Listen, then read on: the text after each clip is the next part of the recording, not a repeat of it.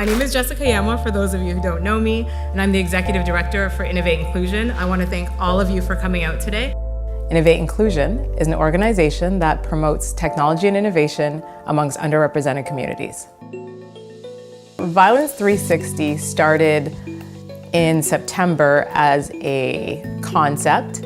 It was part of the Ontario Black Youth Action Plan. From November to February 25th, we put together 5 videos telling the stories of violence and how Black youth have been affected by violence. The beautiful thing is that we've all got these great stories, and sometimes those stories are hard to get out because with the presence of social media and in many ways a lot of our culture is being hijacked.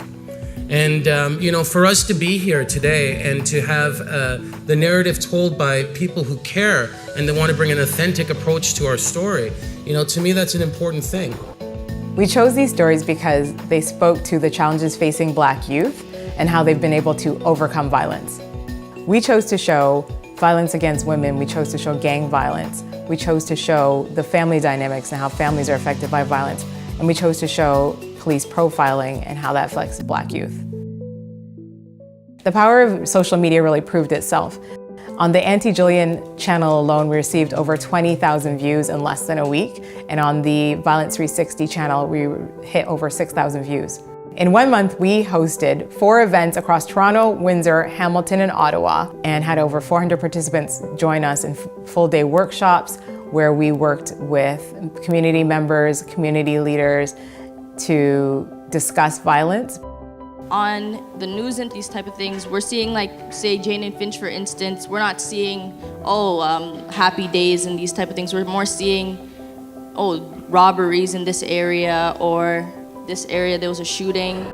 But it was important because it was an opportunity to go out of the digital world into real life and work with our communities to really understand how violence is affecting us. My son is here today.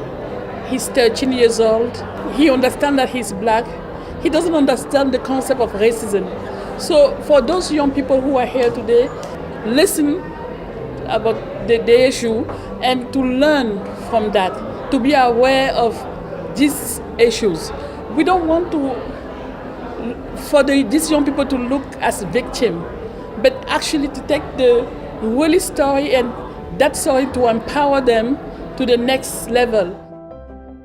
My family's from Ghana, and a lot of times when it comes to Black History Month, all we talk about is slavery and a lot of those challenges that our people have had. So we wanted to bring some of the Ghanaian culture to you and let you know that similar to the royals in the UK or in Britain, we have a very rich culture that doesn't just exist from centuries and hundreds of years ago. We have a culture that is live and well today, and we have young people who are representing that culture. The golden stool is what unifies the dynasty of the Asantes, which was formed 300 years ago. And Yasantiwa, she said no.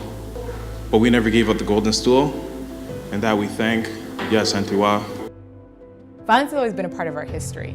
Similar to Violence 360, I wanted to show a part of our history outside of slavery where we were able to take a position and a stance of strength and empowerment. And the story of the Golden Stool does that by showing not only how the Asantes were able to overcome the British, but how women were able to play an important role in that war and in that violence. I just want to say thank you to everyone here, to Jessica, to Leonie, to everyone who is part of this project, because storytelling is vital to building resilient children. I believe that 100%.